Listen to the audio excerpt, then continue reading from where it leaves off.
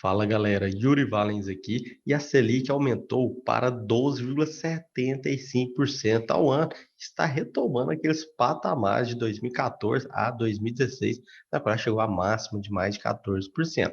Dessa forma, eu separei para vocês uma lista com 5 fundos imobiliários que devem distribuir mais rendimentos depois desse anúncio do aumento da Selic e que, se ela continuar subindo, os proventos deles tendem a subir mais ainda. Ficou curioso? Então venha saber. Galera, e esse vídeo é um oferecimento da OTT Contabilidade, na qual possui assessoria em imposto de renda sobre investimentos na Bolsa de Valores aqui no Brasil.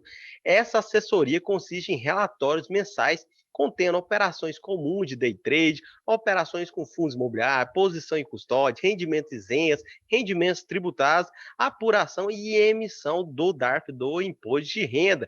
Essa assessoria está dividida em 3 planos, abrangendo ações, fundos imobiliários, BDR, ETFs e os nossos mercados, mercado à vista, mercado futuro, mercado de opções e mercado a termo.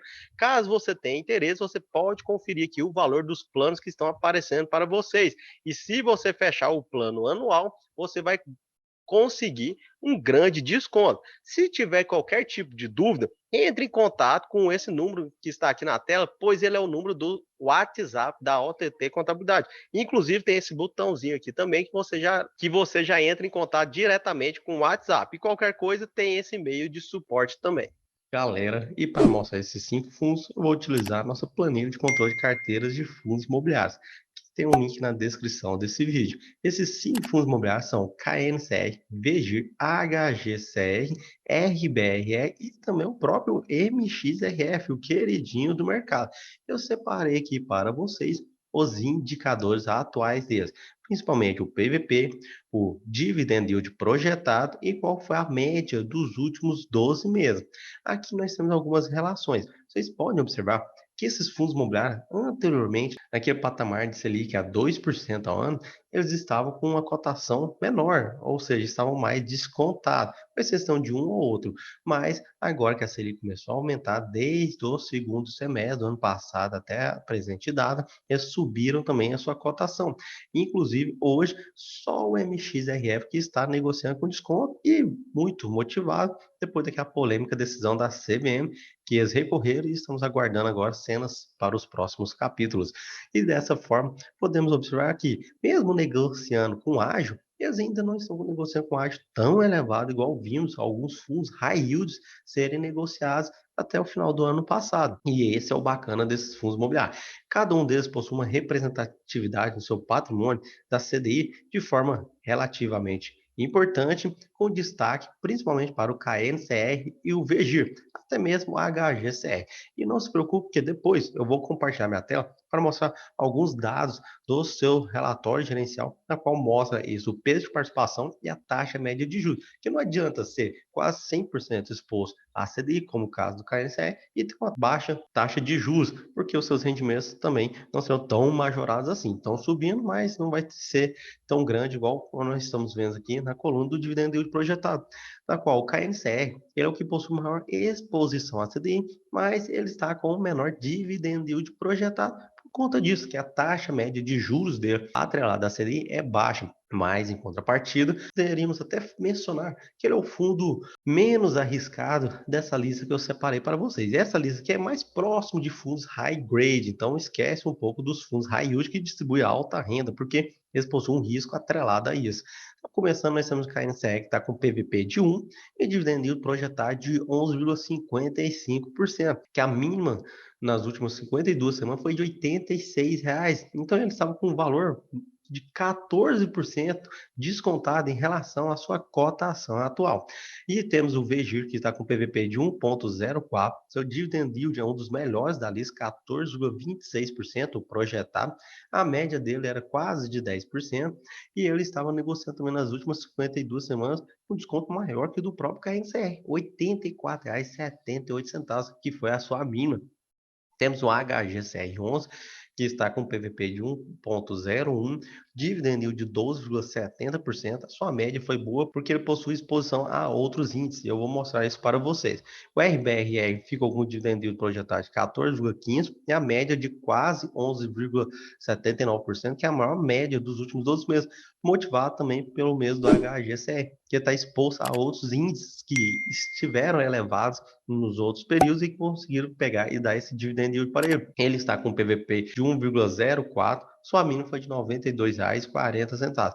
E por fim, nós temos aqui o MXRF, que está negociando com deságio, ou seja, um desconto de 5% em relação ao seu valor patrimonial.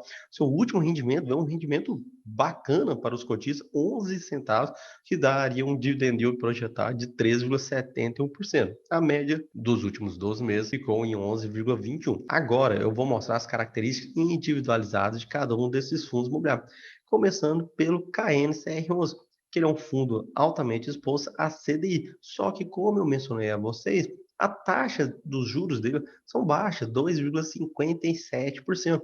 Por isso que, apesar de ter a maior concentração, como está mostrando aqui no gráfico para vocês, ele possui a menor distribuição naquela média lá comparado àqueles demais fundos. Outro ponto também aqui que nós temos é o do próprio VGIR, que sim, já tem um dividend yield melhor do que o do KNCR. E ele possui uma exposição tão grande quanto o KNCR11, que é 92,2% a CDI e 7,8% ao IPCA, só que o seu grande destaque é a questão da sua taxa média. Veja que a CDI é de 5%, praticamente o dobro do KNCR. E o IPCA também está com 6,8%, que é uma boa taxa, uma taxa mediana. O IPCA está cada vez mais aumentando, então ele está colhendo também um bom provento através dessas operações. E por isso que acabou que ele teve o melhor dividend yield projetado aqui da nossa lista. E o próximo fundo é o HGCR, que conta com 48,8% atrelado do IPCA, mais 50,3% a CDI. Só que a taxa da CDI dele é baixa, 3,1%. É acima do KNCR, mas abaixo do VGIR.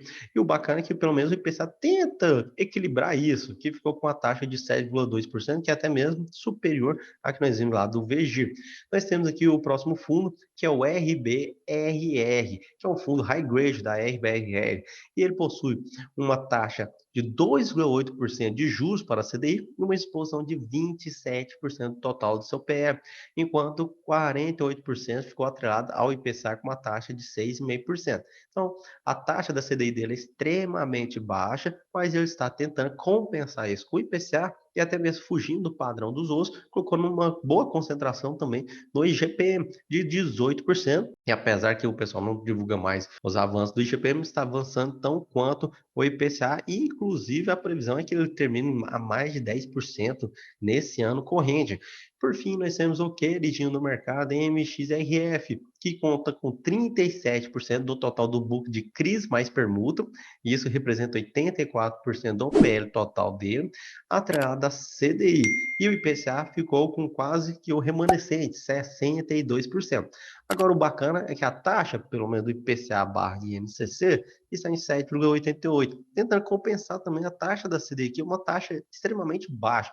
Então, desses 5 fundos imobiliários, nós vimos que o que possui a melhor taxa atrelada à CDI e que isso deve capturar um ganho maior em relação aos demais fundos é o VGIR. Por isso que quando eu mostrei os indicadores para vocês, o seu dividend yield projetado ficou acima dos demais. Agora comente para mim se vocês têm algum desses fundos imobiliários na sua carteira e o que vocês estão achando desse aumento da Selic. Se vocês gostaram desse vídeo, deixe seu like, se inscreva no canal e nos vemos no próximo vídeo.